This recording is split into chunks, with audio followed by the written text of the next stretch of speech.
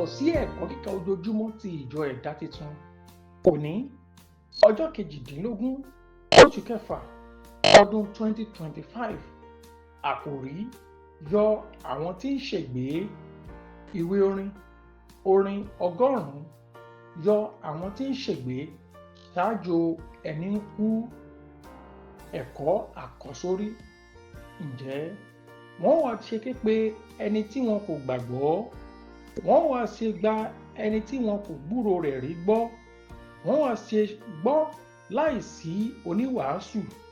Ìwé Róòmù orí 10 ẹsẹ̀ 14. Bíbélì kíkà: ìwé Kọ́ríńtì kínní orí 9 ẹsẹ̀ 13 títí dé 18. Ẹ̀yin kò mọ̀ pé àwọn tí ń ṣiṣẹ́ nípa ohun mímọ́ wọ́n á máa jẹ nínú ohun ti tẹ́ḿpìlì, àti àwọn tí ń dúró ti pẹpẹ wọ́n á máa ṣe àjọpín pẹ̀lú pẹpẹ. Gẹ́gẹ́ bẹ́ẹ̀ ni Olúwa sì ṣe ìlànà pé àwọn tí ń wàásù ìhìnrere kí wọ́n sì máa jẹ nípa ìhìnrere.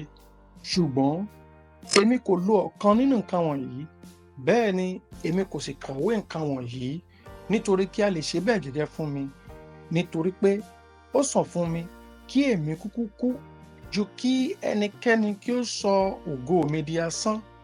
Nítorí pé bí mo ti ń wàásù ìhìnrere, èmi kò lí ohun tí èmi yóò fi ṣògo, nítorí pé àìgbọdọ̀ má ṣe wà lórí mi, àní mo gbé bí èmi kò bá wàásù ìhìnrere. Nítorí pé bí mo bá ń ṣe nǹkan yìí tinútinú mi, mo ní èrè kan, ṣùgbọ́n bí kò bá ṣe tinútinú mi, a ti fi iṣẹ́ ìríjú lé mi lọ́wọ́. Ǹjẹ́ kí ni a lè èrè mi? Pé nígbà tí mo bá ń wàásù ìhìnrere Kristi fún yín ní àìní ìnáwó, kí èmi kí ó má ṣe lo agbára mi nínú ìhìnrere ní kíkún. Ẹ̀kọ́: iṣẹ́ ìránṣẹ́ ti wíwàásù ìhìnrere Kristi tí a gbélé gbogbo onígbàgbọ́ òtítọ́ lọ́wọ́ nílò ìtara àti ìfẹ́. Ó jẹ́ dandan àti pé ó gbọ́dọ̀ jẹ́ iṣẹ́ wa, gẹ́gẹ́ bí Pọ́ọ̀lù tí ó sọ ara rẹ̀ di ohun gbogbo fún gbogbo ènìyàn láti jèrè wọn fún Kristi, ṣùgbọ́n kì í ṣe láti darapọ̀ mọ́ wọn nínú àwọn ẹ̀ṣẹ̀ wọn. Ó fi tìfẹ́tìfẹ́ kọ àwọn ẹ̀tọ́ rẹ̀ sílẹ̀ gẹ́gẹ́ bí òjíṣẹ́ ìhìnrere láti lè jíṣẹ́ náà fún àwọn ènìyàn kí ó sì jèrè ọ̀pọ̀lọpọ̀ bí ó bá tilẹ̀ ṣeé ṣe fún Kristi. Ó yẹ kí àwọn onígbàgbọ́ àti òjíṣẹ́ tòótọ́ farawé Pọ́ọ̀lù. Ìtẹnumọ́ lórí àwọn ẹ̀tọ́ wọn lórí pẹpẹ nítorí ipò wọn nínú ara Kristi lè jẹ́ ìpalára sí ìhìnrere tí a rán wọn láti kéde. Kàkà bẹ́ẹ̀, Pọ́ọ̀lù ń wo ẹ̀bùn náà, adé àìdíbàjẹ́, èrè fún iṣẹ́ òjíṣẹ́ olóòótọ́ dípò àwọn ìṣúra ilé ayé yìí. Èyí tọ́ka sí pé ó dára láti fi ohun gbogbo rúbọ fún èrè ayérayé nìkan ní ìkẹyìn. Ọ̀pọ̀lọpọ̀ ló ń kú lónìí láì ní Kristi. Bí ó tilẹ̀ jẹ́ pé àwọn kan ń lọ sí ilé ìjọsìn, wọn kò jẹ nínú ọ̀rọ̀ tí ń fúnni ní ìyè tí ó lè gbà wọ́n là. Báwo ni wọ́n ṣe lè gbàgbọ́ kí wọ́n sì rí ìgbàlà bí?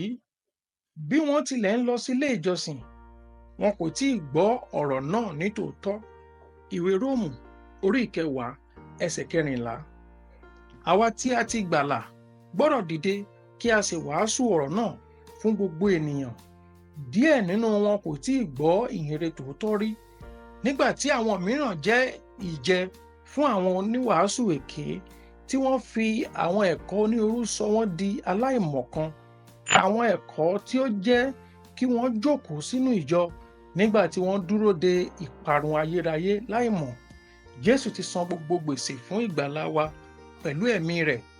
Ó tó àkókò láti dìde kí a sì gba àwọn tí ó ń ṣègbé sílẹ̀ lọ́wọ́ àwọn aṣojú ọ̀run àpáàdì. Dìde kí o sì wàásù ọ̀rọ̀ náà.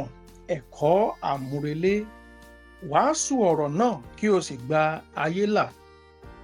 Àdúrà: Jésù Olúwa, fi ìfẹ́ àwọn kan tí ó ń ṣègbé sí mi lọ́kàn, kí o sì ṣe ìrànlọ́wọ́ fún mi láti jẹ́ orísun ìwúrí àti ìbùkún nígbà gbogbo fún àwọn ìránṣẹ́ rẹ.